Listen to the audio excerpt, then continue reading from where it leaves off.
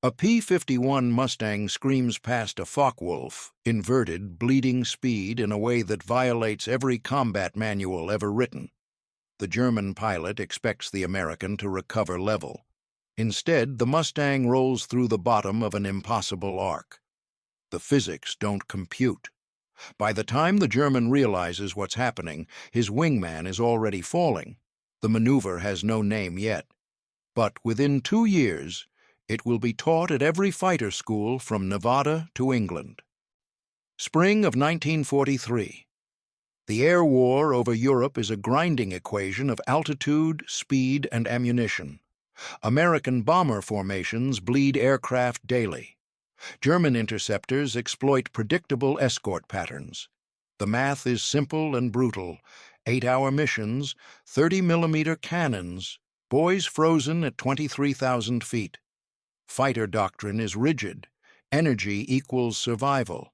Never bleed speed in a turn. Never invert below 10,000 feet. Never sacrifice altitude for angle. The rulebook is written in the blood of those who improvised and died.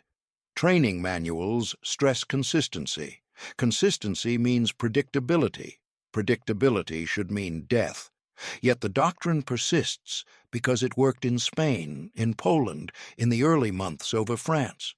But the Germans have adapted. Focke-Wulf 190s no longer dogfight. They slash through formations, fire, and climb away before escorts can react. They exploit vertical space and raw power. American pilots are trained to turn, to circle, to leverage the Mustang's agility. But agility means time. Time means fuel. Fuel means shorter escort ranges. The bombers die alone deeper into Germany. At Debden Airfield in Essex, the metal smells like burnt oil and anxiety. Ground crews work through mud and cold. Pilots brief in Nissen huts that rattle when the wind shifts. There are no heroics in the morning briefings, just coordinates, weather reports, and fuel calculations. The numbers rarely add up to survival past 20 missions. One pilot walks differently, not with bravado, but with the loose gait of someone still thinking. He doesn't talk much during briefs, but his flight logs are strange. He returns with less ammunition than others, more fuel, fewer hits. His kill confirmations are often listed as probable because no one else sees the German planes fall. They happen too fast or too far from the formation. Other pilots notice. Some admire it. Others distrust what they don't understand. The operations officer asks questions. The pilot shrugs and says he got lucky, but luck doesn't repeat. And his does. If this history matters to you, tap like and subscribe. His name is Urban Leonard Drew, though most call him Ben, born in Kentucky. Calm voice. Presbyterian upbringing. Studied engineering for 2 years before the war, pulled him away from slide rules and into cockpits. He thinks in tolerances and load limits. The P-51 is not a romantic machine to him. It's a system: lift, drag, thrust, weight. He knows the service ceiling by heart. He knows how many degrees the ailerons deflect at full throw. He knows the stall speed at various bank angles, at various altitudes, with various fuel loads. This makes him a strange fit among fighter pilots. Most fly on instinct and aggression. Drew flies on margins. He doesn't trust his gut. He trusts his math. At Debden, he sketches diagrams in a notebook. Curved arrows. Numbers scribbled in the margins. Other pilots think he's overcomplicating things. They call him the professor. Not meanly, but not warmly either. Before the war, Drew worked summer jobs at airfields in Ohio. He watched crop dusters bank steep and low. He saw what happened when a plane stalled in a turn. Snap rolls, spins, ground coming fast. But he also saw recovery. He saw how a pilot could ride the edge of control and pull through if they understood the edge. Engineering taught him that limits exist not as walls, but as thresholds. You can touch them if you know what you're touching. At flight school, instructors taught energy management. Speed is life. Altitude is life insurance. Every combat turn costs both. The key is to cost your enemy more. Force them to bleed speed. Force them to turn tighter. Stay above them, behind them, faster than them. The doctrine is sound. Drew learns it, respects it, then quietly begins testing where it bends. On training flights he practices alone, rolls at high speed, inverted passes, hammerhead stalls. Nothing reckless, just exploration. He wants to know what the Mustang feels like at the edge. He learns the buffet in the stick when the wing is about to let go. He learns how much rudder compensates for adverse yaw in a slow roll. He learns how the plane responds when you stop fighting it and start guiding it. His instructors see none of this. He qualifies, ships to England, joins the 361st Fighter Group, flies his first mission in March of 1943. The combat is faster and colder than training ever suggested. Tracers are brighter. Fear is slower. Everything happens in fractions of seconds. But Drew doesn't panic. He calculates. After his 5th mission, he writes a letter home. He doesn't mention fear. He mentions angles. He tells his brother that the German pilots are good but predictable. They climb, they dive, they rely on speed. What they don't do, he writes, is invert under power at the top of a chandelle. What they don't expect is a plane that rolls through the bottom of a loop without completing the loop. The letter never mentions kills, just possibilities. The problem facing American fighter escorts is not courage, it's geometry. German fighters attack from above. They use gravity and speed. American pilots try to climb and meet them, but climbing costs speed. By the time the Mustang reaches the Focke-Wulf's altitude, the German has fired and dived away. The Mustang gives chase. The German levels out, accelerates, climbs again. The Mustang cannot keep pace. Energy bleeds. The bomber stream moves on. The escort falls behind. Doctrine says to maintain formation, maintain altitude, maintain energy. Never chase a single bandit away from your bombers. But this doctrine assumes equal starting positions. It assumes both fighters see each other at the same time. It assumes the fight begins neutral. It does not. The German decides when the fight starts. The American reacts. Some pilots try to outturn the enemy. The Mustang can do it, especially against the heavier Focke-Wulf. But a turning fight takes time, minutes, fuel, and it assumes the German is foolish enough to turn. Most are not. They know the Mustang turns better, so they do not turn. They slash and run. The tactical problem remains unsolved. Others try to dive with the German, but the Focke-Wulf dives faster. Its heavier weight and radial engine tolerate higher speeds. The Mustang, lighter and cleaner, can catch up in a long dive, but only if the German maintains the dive. He does not. He levels out, extends, and climbs before the American closes range. By then, the Mustang is far from the bombers and alone. The math is clear.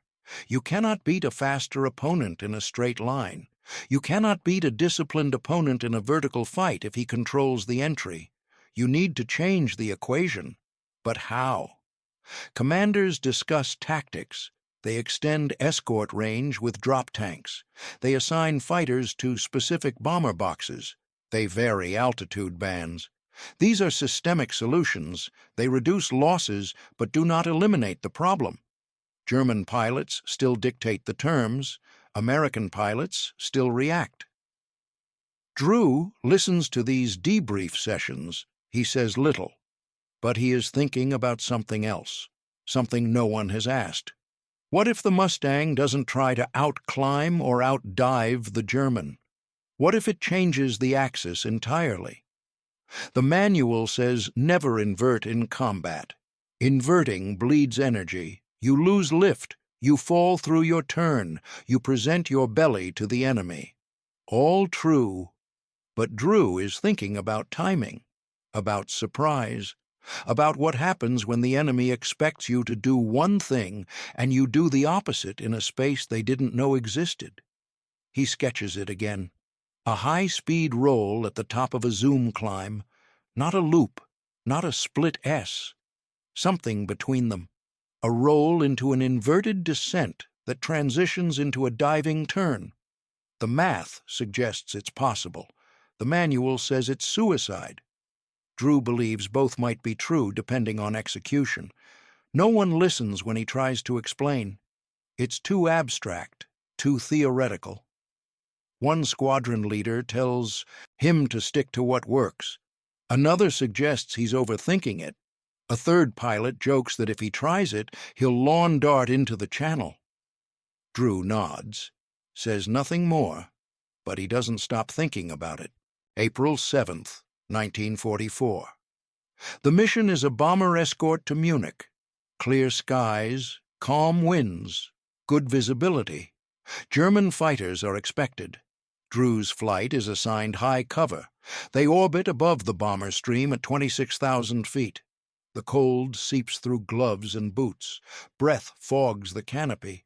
The world is silent except for the engine and the radio crackle. Bandits called in. 3 o'clock high. A pair of Focke-Wulf 190s diving through the formation 2,000 feet above. The attack is textbook. Steep angle, high speed, cannons fire. A bomber trails smoke. The Germans pull out of the dive and begin their climb. Drew's element is too far. By the time they turn, the Germans are already ascending. Drew pushes the throttle forward. War emergency power. The Mustang accelerates. He noses up into a zoom climb, trading speed for altitude. The Germans see him.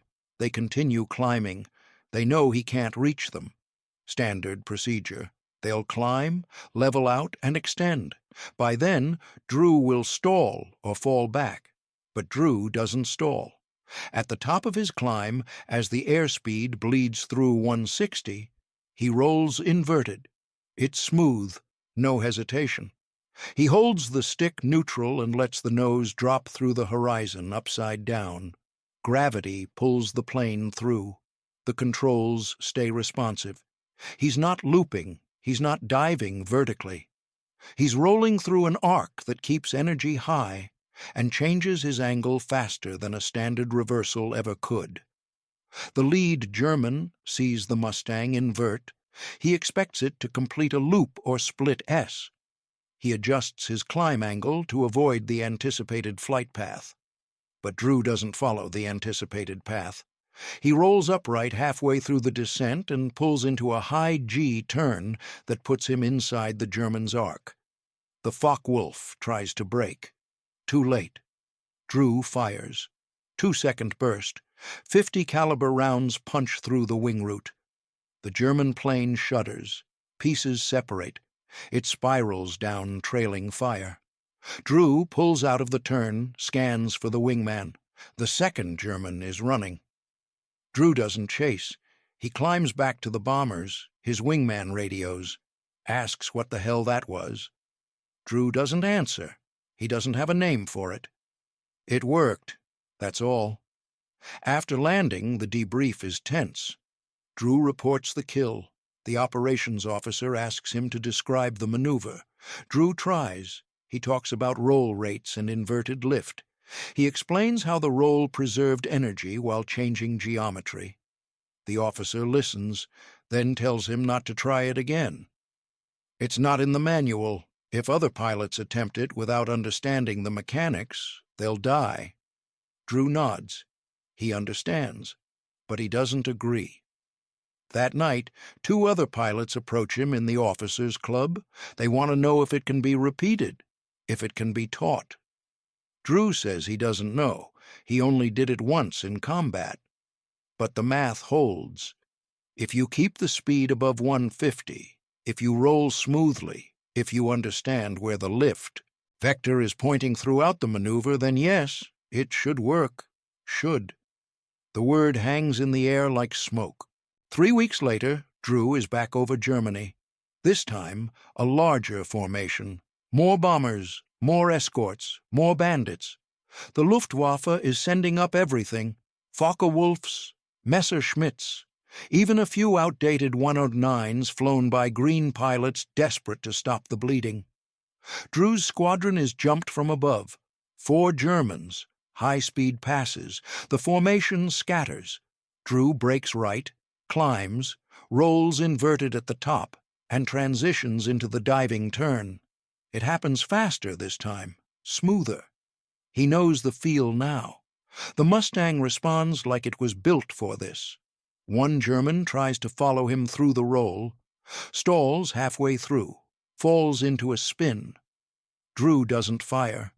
The plane is already dead. Another pilot, a lieutenant named Vickers, sees it. He tries the maneuver on the next engagement, rolls too slowly. The nose drops too steep. He pulls 7 Gs trying to recover. Grays out. Comes to 1,000 feet lower, alone, disoriented. He survives. Barely. After landing, he tells Drew the maneuver is insane. Drew agrees, but insane isn't the same as impossible. Word spreads. Some pilots are curious, others hostile. A captain named Riddle argues in the ready room that Drew is going to kill someone, that tricks don't win wars, that discipline and formation tactics win wars. Drew doesn't argue back. He asks one question. How many bombers did Riddle's formation lose last week? Riddle doesn't answer. A week later, a German ace attempts the same maneuver against an American flight. He rolls inverted at the top of a climb, tries to drop through into a firing position. But he misjudges the speed. The roll is too aggressive. The plane snaps, goes inverted into a spin, crashes into a forest in Bavaria. American pilots see it. Some are horrified, others are fascinated. The maneuver isn't just dangerous for the one performing it. It's dangerous to fight against. It changes assumptions, changes timing. A pilot who expects you to loop or dive is vulnerable to something in between. Drew is called into the squadron commander's office. The commander is a major named McCollum. Tough, fair, tired. He tells Drew to stop. The maneuver is not sanctioned. It's not safe. It's going to get people killed. Drew asks if he's being grounded. McCollum says no, but he's being warned. Drew nods, says he understands. Then McCollum asks him a different question. Can it be taught? Can it be standardized? Can average pilots do it, or does it require instinct? Drew thinks for a long time, then says it requires math. If you know the stall speed, the roll rate, and the load limits, you can do it. If you guess, you die. McCollum writes something down, dismisses him. Drew leaves unsure if he's been reprimanded or recruited. 2 months later, a training syllabus appears. Unofficial, typed on onion skin paper, distributed to a handful of experienced pilots. It describes a high-speed rolling reversal with inverted transition. No name, just geometry, speeds, angles, warnings. Drew's name is not on it, but his notebook diagrams are. By August, the maneuver is being practiced at altitude over the English countryside. Instructors watch from below. Some pilots master it in a week. Others never try. A few crash. Not in combat, in training. The command debates whether to ban it outright or formalize it. The debate lasts months. Meanwhile, pilots keep using it because it works. In October, a flight of Mustangs engages a staffel of 190s near Frankfurt. 3 Americans use the rolling reversal within 2 minutes. 2 Germans go down. The third breaks off. After the war, a captured Luftwaffe pilot describes it in interrogation. He calls it the American roll, says it was impossible to counter, says you had to see it coming or you were already dead. By the winter of 1944, the maneuver has a name. Not official, not formal. Pilots call it the Drew turn. Some call it the Debden roll. A few call it the Crazy Ivan, borrowed from submarine tactics. But the name doesn't matter. What matters is the results. Escort losses drop. Not dramatically, not universally, but in squadrons where pilots understand the maneuver, the curve tilts. Fewer fighters lost per mission. More German interceptors forced defensive. More bombers make it home. The change is measurable. The data appears in after-action reports. Analysts notice. Tacticians notice. By spring of 1945, the maneuver is being taught at training bases in the United States. Post-war, the Army Air Forces studies it formally. Engineers analyze film footage.